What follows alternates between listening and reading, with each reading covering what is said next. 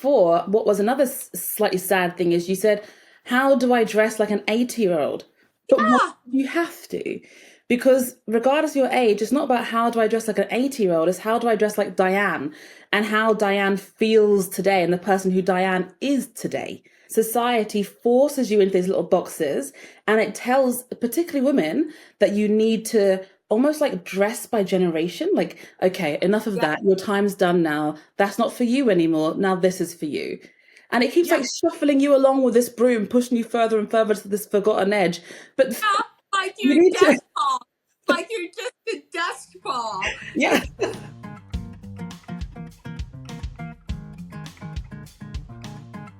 Hi, everybody. Diane Gilman here, formerly known as the Queen of Jeans on QVC HSN, but now the proud host of Too Young to Be Old, my podcast, and also the title of my second book. And What's Today? Fashion Thursday with Diane. Who do we have? This is going to be fascinating. Have you ever heard of a fashion psychologist? Oh, and she is a doctor, Dr. Dion Terrelonge.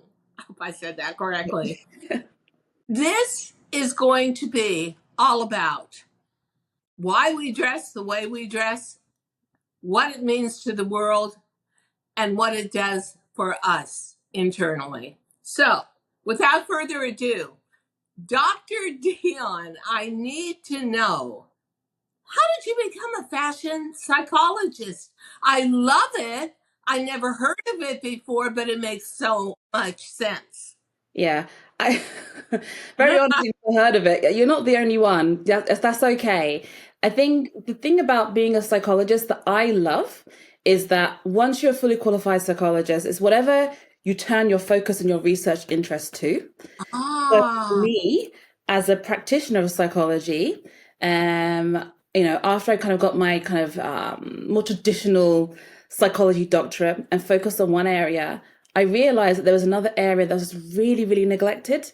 And it kind of bothered me that I would be in these long seminars and kind of doing assessments, and we'd be thinking about like families and people and thinking about their internal worlds as what's going on with them emotionally and their family histories and all of this stuff, and considering that in terms of how it might affect their presentation today. But what we never thought about was also the impact of what they wear, that the way they are packaged and presented themselves to the world, and how that can have an impact on a person as well. And also the way that a person presents themselves and what it can tell you about that person that can also maybe help your assessment and your formulation even.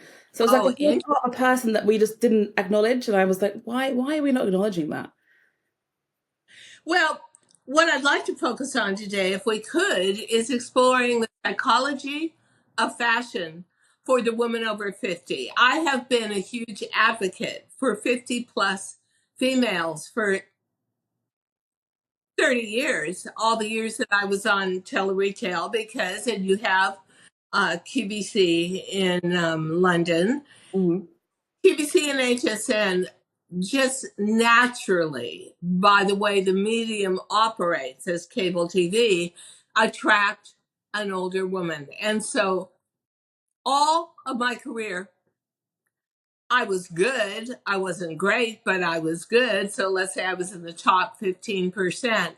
The day I developed and showed a gene that was specifically measured and proportioned for a woman over 50, I shot to stardom. Number one, amazing.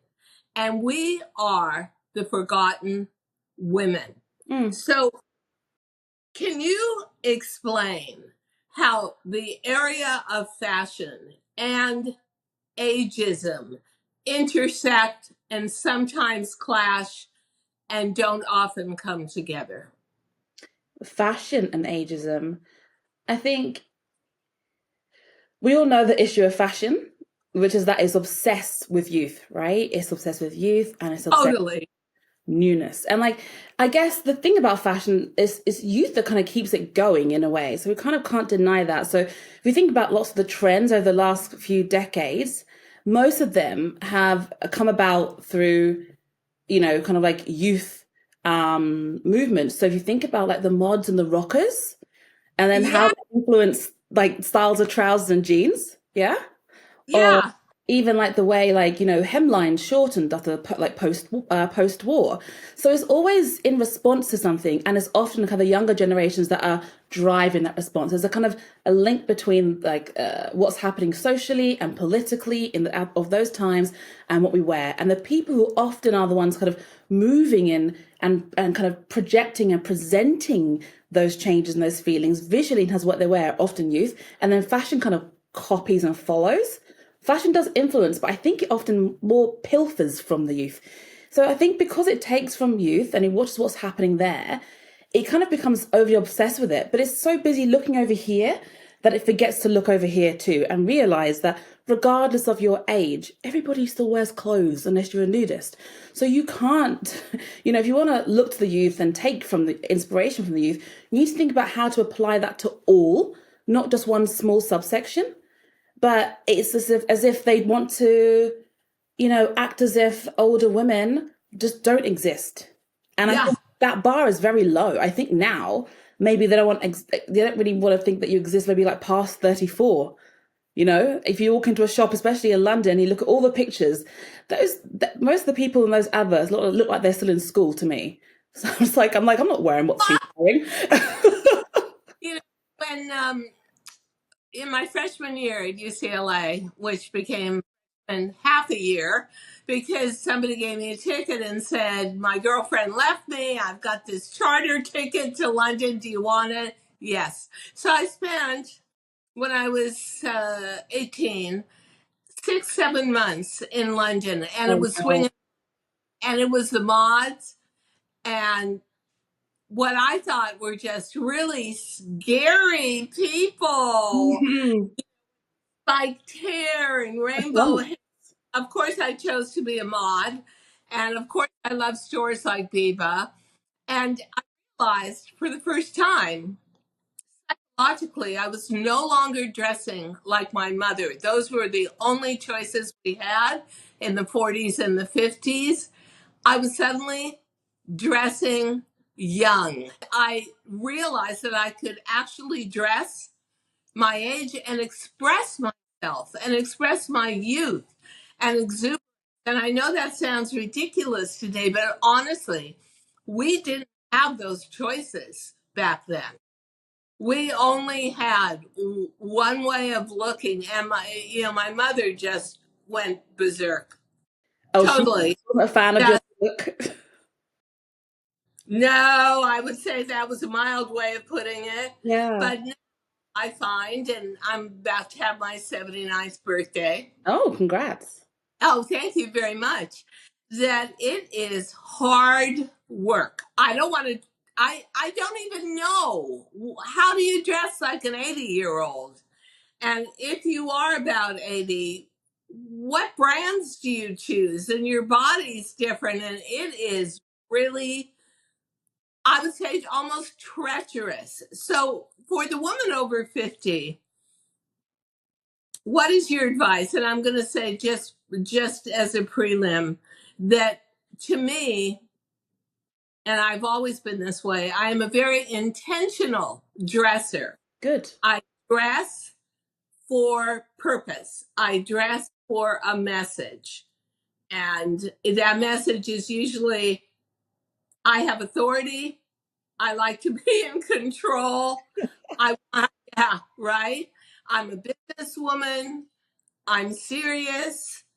And that's how it goes. But so many people say to me, Dr. Dion, why do you even bother anymore? How depressing is that?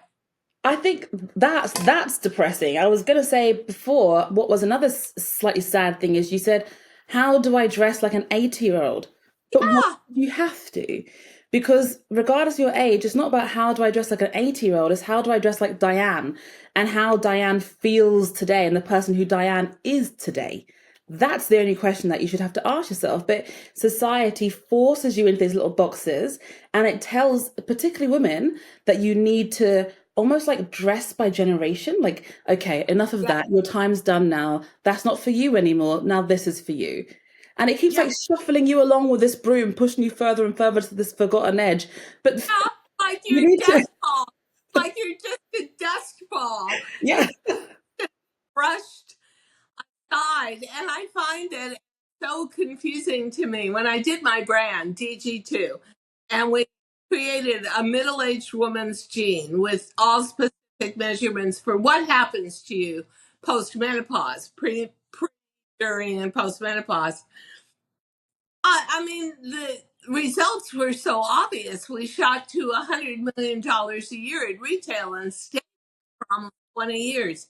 And yet, when I left, not one other brand thought, aha, Diane's gone now. Let's just take that territory over. Everyone's attitude in Yeah. the fashion And industry, Dion, is, yeah, I want to dress 20-year-olds. Yeah, okay, I'll do 30-year-olds. But the goal is the younger, the better, right? yeah, but they're missing a trick there. We've all heard about the silver dollar. Like we know, oh, well, here we call it silver pound. Like we know there's, that's a market to be tapped. Not that I'm kind of encouraging consumption, which I would not do. But my thinking is like, in terms of a person over 50, like, what can they do? I think it's not focused on the age.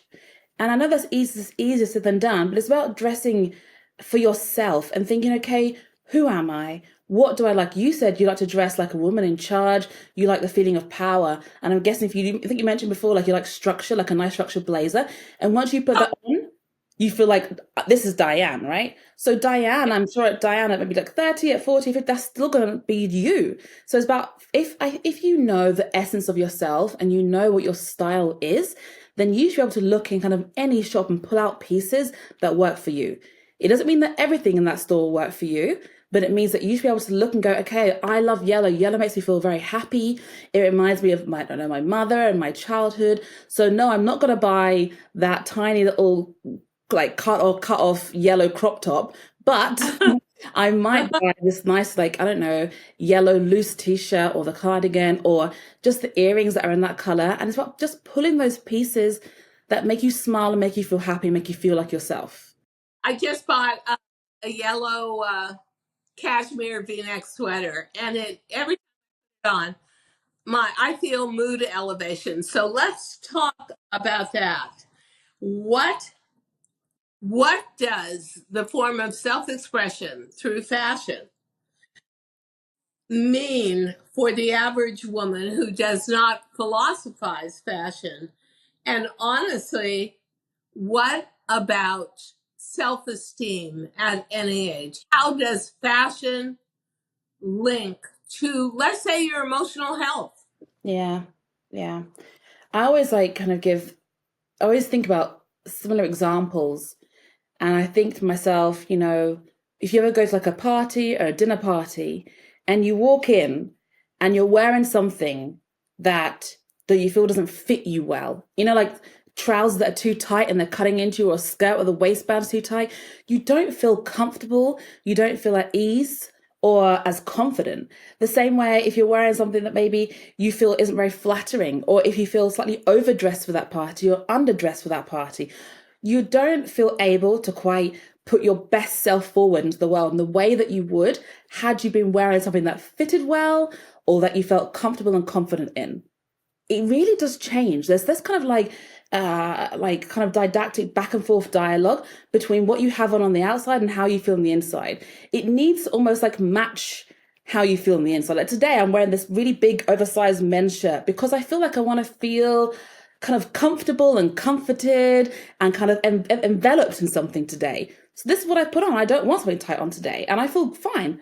But there's other days, well, that's not what you want. So I'm just thinking, for a woman over 50 who perhaps isn't like philosophically minded about fashion, I would ask them why. Because if you wear clothes, you're still making a choice every day. And what I have noticed is that sometimes perhaps people push away fashion because of what they think it stands for and what it might say. And the fear of trying and being seen to try, which brings up then the fear of failure. And, oh, aren't you silly? You're too old to be trying. Why are you even bothering to look good? Who are you trying to look good for? And then you feel shame and guilt, and that's not fair. So that comes up. I that a lot. Like, why are you bothering anymore? That drives me crazy because what it says to me is exactly what you said. I'm just a dust ball in society being brushed aside. And after a certain age, you're not expected to care about yourself. But because I was in fashion for 50 years, for me, it's such a self expression of wanting to keep it together, letting people know I've still got purpose, I've still got drive, I'm still moving forward. And letting To me, yourself know. what? You said letting people know, and also letting yourself know, right? Oh, yeah. You know, there are days where I will go without makeup and I just put my hair up in pin curls and that's it. And I'm thinking, oh, look at you. And then the minute I go through makeup, which for me is about 10 minutes worth of makeup, even in front of a camera, um, and a simple outfit, I feel so much better. And I want to also discuss the psychology of dressing for where you are mentally and within society in the moment rather than trying to go back 20, 30 years to Oh, your yeah. No, don't do that. Unless well, you can do that if it makes you happy and if there are certain trends and items that you really, really loved in your youth that you want to keep wearing, then fine, do you keep wearing that. But I think it's about making your clothes work for you. So, it may be if you're retired now and you don't need to be wearing like suits or whatever, and you're part of a walking group, or, you like gardening. It's about thinking how the clothes need to be able to move with you. They need to be able to serve a purpose and serve you throughout your day, but still make you feel good. So I guess it's about thinking, like. go ahead. I'll use a business suit, but I won't wear the trouser. I'll take the blazer like I have today There we and go. wear a pair of dyed to match leggings or a skinny jean. Yes. And that is also, what do you think happened to the psychology of fashion during COVID? Because to me, it really changed. It changed how people dress in New York City, that's for sure. I think there were some positive consequences of that, actually, of the pandemic, in terms of fashion. I think, I'll talk personally if you don't mind. What happened for me is before the pandemic, I was already trying to cut down my consumption. I was very conscious of particularly what's happening here in the UK is that the quality of clothing is just going down and down and down, but you're paying the same amount. So I was like, I don't like to be scammed. So I was out of that. But what I learned in the pandemic was you can throw in whatever you like and you can wear the same outfit multiple times over. Nobody cares. And I think it made it made a lot of people have to sit and look at this wardrobe of stuff they were not using or wearing because you weren't going anywhere. And when you have to sit with all that stuff, you actually have to process and take it in. You go, oh my gosh, I've got a lot of stuff. So it gave people time to really process and kind of heighten their awareness. I think what we also saw during the pandemic was actually people understanding or having more of an awareness of the impact of what they wear on their motivation and their mood and their productivity. Because people were noticing that if they got up in the morning and they stayed in their dressing gown, their pajamas, and they hobbled over and they got their laptop out because no one can see them, and they carried on working, wearing the pajamas, because why get dressed? You're not going to work. They noticed that they didn't feel as motivated and as competent to get on with their work. There's something about and there's a writer that writes about this, and he has this theory. It's like about get the games people play, and it's about needing to demark your day. Otherwise, it becomes this kind of like untethered, expanse of time, and you need these markers to say this is the start of your day. This is the start of your work day. This is work time now. This is the end of work to kind of kick your brain into gear to kind of trigger and say work mind, out of work mind. And one of those triggers is putting on the clothing that you associate with work and productivity. Tells your Oh, brain it's time to work and be productive. now, interestingly enough, and I'm sure you remember it, Absolutely Fabulous, which was about two older women, and it came to America, and we loved it for Yeah. years. It was a hilarious show. But it's not so hilarious when you get to be their age and you look back and see And this was very true for when I was maybe up until 30 years old or 40. But older women wearing big leopard prints and tons of glittery jewelry and out there eyeshadow. And it was about, well, I don't have my looks anymore. I can't get attention. So I'm just going to be outrageous and wear colors or patterns or glittery stuff that makes people look at me. And I swore to myself, I will never do that when I get there. And it's true. You do get less attention, but I didn't want that kind of attention psychologically. What do you think motivates older women to get into that framework of I won't get attention any other way unless I'm outrageously dressed? Yeah, that's interesting because I was thinking about that and I was thinking, does it become wearing these kind of types of clothes, the glitter and the animal print, because they want attention, or it might be a mix of wanting attention, but also that kind of, when you get older and you just don't care anymore. So things get more extravagant sometimes because you're more at ease with yourself. And you're thinking, well, before I would be like trying to dress a bit more modest, to look this way and that way, but I don't care anymore. So I'm going to wear the big fur, I'm going to wear the glitter. But I wouldn't be surprised if there's a couple of different camps here, that there might be one, as you mentioned, who are kind of saying, well, the things that I used to wear before, maybe like the mini skirts, the little strappy dresses, and the high heels, society is telling me, which is not correct, by the way, that I shouldn't be wearing those anymore. So they think, okay, what else can I wear? Well, I quite like animal prints. Let me go big with it. I quite like glitter. Let me go big with that. They're still trying to maybe take kind of like elements of fashion that are seen as womanly and feminine and kind of very, what's the word, styled, and kind of taking those bits that they feel maybe are acceptable, that they can still make use of those. But it's not fair, because why should they only be able to kind of wear bejeweled jewelry and fur coats? Like, we seem to say that's okay for an older person to wear. We'd expect them to wear that. If they want to wear the miniskirt, wear the miniskirt. If you want to wear knee-high boots, wear them. Cut off top, wear it. You've still got a body. You put your arms for the arms sleeves, your legs for the trouser holes, whatever. It still goes in the same way. So I don't get the difference, to be honest. Well, one thing I felt was my body changed, and I had to deal, as I would say 99% of women do, pardon me, with that.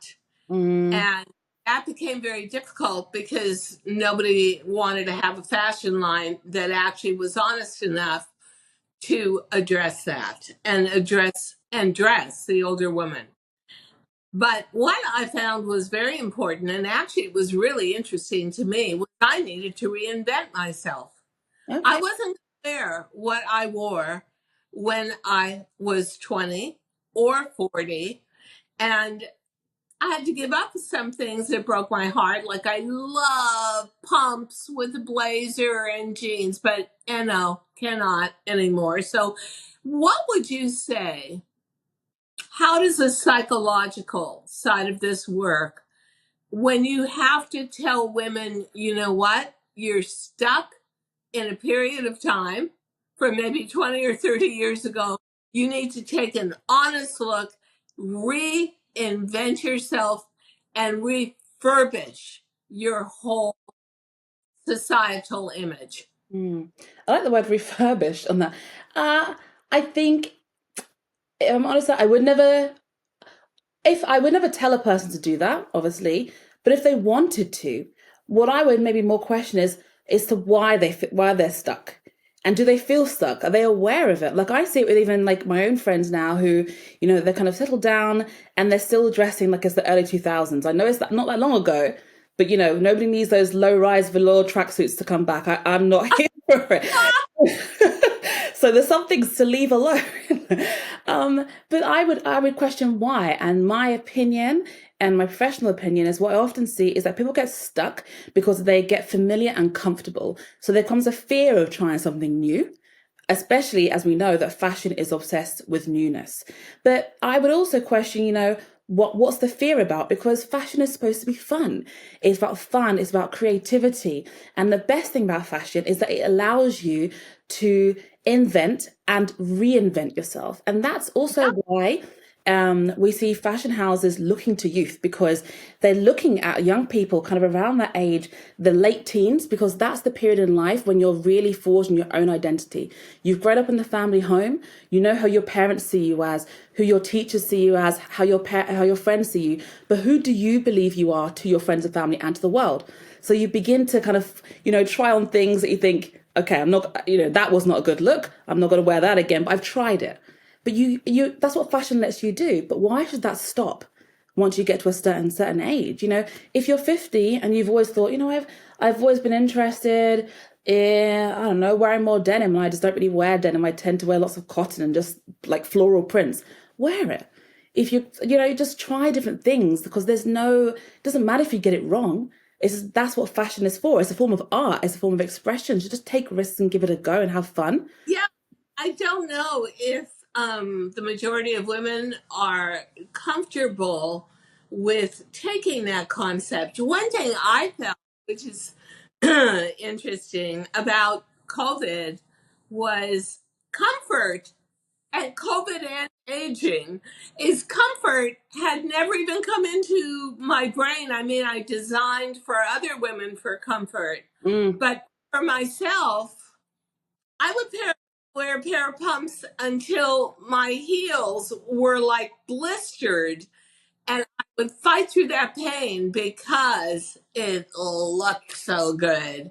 Then I got to an age where comfort had to come first and be mixed in with look good. Otherwise, there would be this terrible tortured look on my face, right? So I think there does come a point in your journey as a female when you have to ask yourself, are you willing to put out the energy to figure out how to reinvent yourself? And where are the weights there? Is comfort number one? Is message way down there? I feel that I have a lot of friends, even though I'm in the fashion industry, who don't even see fashion as a statement of who you are. I think maybe I think some of the words we're using, you probably feel a bit scary, don't they? Like, I think to you, they don't feel scary, but when you say fashion, in my head, I keep picturing it like definitely with a capital F. There's something big and daunting about the word fashion, even, because I feel like it says, there's an in group and there's an out group. There's people who it's for, people who are it's not for, people who are in fashion and out of fashion. It's very exclusionary. But when we are talking about fashion right now, we're just talking about clothing, aren't we? They're just about clothing. Talking about making every day of your life possibly a little better, building up your self-esteem, because no one else is going to do it for you as you age, especially as a female. Yeah, exactly. Asking yourself, are my clothes empowering me, or are they siphoning off the message I want to give? Yeah. And I think what's nice is you said at the beginning, you said like you're an intentional dresser. And I am. And that's why I said good. I said, because I think, in terms of like renegotiating your identity using fashion, if you continue to be a very conscious dresser, then you're already in a good position. When you wake up in the morning, if you don't just throw on, what's clean or the only thing that fits, because now you're not being very conscious. You're just kind of throwing on anything just because. But if you can stop for a moment and say, what, not what's clean, but what do I want to wear today? Tune into yourself and ask yourself, then you will become a much more conscious dresser, and you'll be at the, each time really dressing for your true identity and who you are that day, that week, who you want to present to the world, because you're thinking to yourself, well, I really feel like wearing something bright today. because it's a sunny day and I feel like I want to reflect that. Or you might be saying, you know what, I've had a really, really tough week and I really feel like I want to tackle the rest of this week head on. So I'm going to wear, red because it reminds me of my favorite female writer or politician. And she wears red and she looks red, great in red. And to me, she represents power and femininity. So I'm going to wear that because I'll have a little bit of her with me to help me tackle the rest of this week. That is being an intentional dresser. And if you do that, then you will feel more comfortable and confident in what you're wearing, and it's more likely to reflect your identity. So I want to ask you, what are your favorite garments to wear? What makes you feel good? I can tell you right now, I've got a closet full of beautifully tailored blazers. They make me feel good. And actually, for every birthday, I will buy myself one, hopefully spectacular present, identifies who I want to be and how I want to feel for the next year. And I bought a just killer leather blazer in dark gray. Oh, it is, I can't wait to wear it. Yeah. And my other thing is always, I'm not the biggest fan of summer. It's been like 100 degrees here every day, even though I'm going out for a birthday dinner tonight and it's going to be 87, 88, 90 degrees. I'm wearing a blazer because I wanted to be fall. I'm done with summer. So, what is your very favorite way to dress when you are within your office working? What's your favorite way to dress when you walk out into wonderful London, which, by the way, Mm-hmm. has some world-class restaurants? So it does. There's How do you do too much food here. that? And way too much good food. Yeah. um I didn't know you were going to ask me this. I think the thing about me is that when I when I turned to fashion psychology, people kind of think that means you're going to be like really into like high fashion, and that's what I mean about the word fashion being scary again. Like, oh my gosh, do you love like Galliano and do you love Dior? And I'm like, well, not necessarily, because one, I live in London, and who can afford that if you live in like no. But it is more that I'm interested in what other people wear more so. But what I would say about myself is that what I feel best in really does differ day to day. I am such an emotional dresser. Me too. Are you as well? Yeah, Yeah, yeah. And I can't leave absolutely. the house until I'm wearing what feels right. And I can't put a word to it. But I'll put something on. I was like, this doesn't feel like me today. And I have to change it in order to walk through I can, if I'm running late, have to, but I won't be happy about it at all.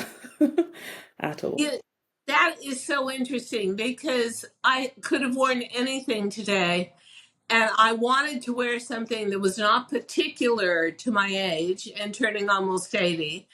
And that was a big comfort zone to me. I feel like blazers hide a lot of faults.